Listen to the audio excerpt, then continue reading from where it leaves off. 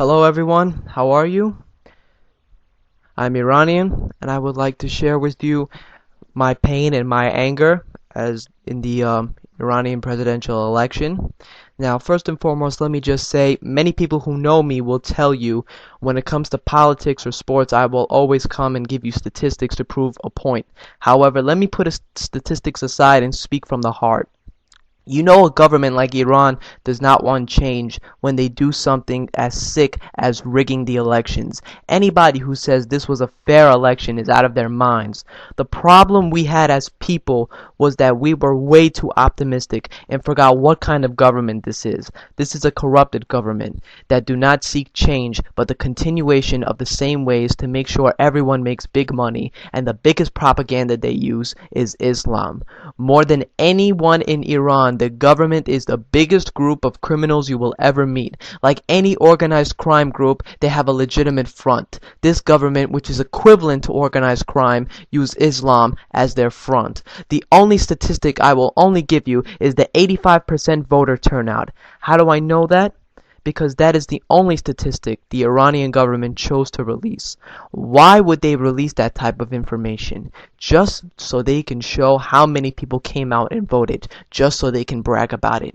You see, at the end of the day, the people of Iran are nothing more than political pawns for these mobsters. Political pawns that are just being used so their operation can continue. If this was a real government, they would not be afraid of allowing a reformist to come in. If this was a real government, they would play fair, but they're not fair. That's why you cannot call them the government. You call them mobsters, crooks, criminals. You see, what a criminal does is make sure things go his or her way. This is exactly what these crooks did. You want to know something really interesting? Why would the ministry, which works under Ahmadinejad, be counting votes? Isn't that a conflict of interest? Now, what do we do, you ask? Well, I thought about this. Really, I have.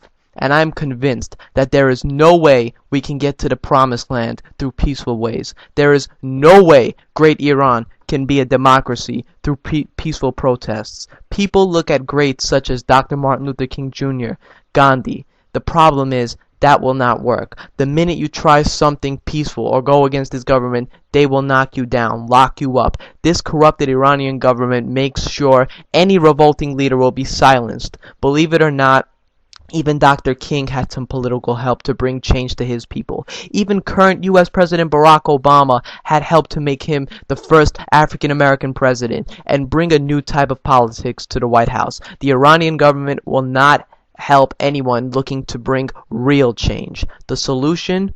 Revolution. Revolution is the only solution. The masses need to change the direction in which they are taking things. Sometimes, in order to get what you want, you have to be willing to risk it all. You have to be able to die for the throne. Yes, the solution I'm proposing is a revolution that puts the people in the streets. Yes, the solution I'm proposing is one can say violent, but that's the only way. The only way Iran will ever see a government as a democracy is through a radical movement. And allow me to be quite clear. Ask anyone. I am a very peaceful individual who has been inspired by the movements of Dr. Martin Luther King and Gandhi. But in this case, I see no solution. These Iranian mobsters, aka the government, don't give a damn about the people and want to run this country with no type of upgrade, just how they see fit. If young Iran really wants a government that is a democracy, that road is a bloody road, a road in which death is not a thought but accepted. If the people wanted this current government in 1979 through revolution, we can take it out through revolution. Revolution is the only solution.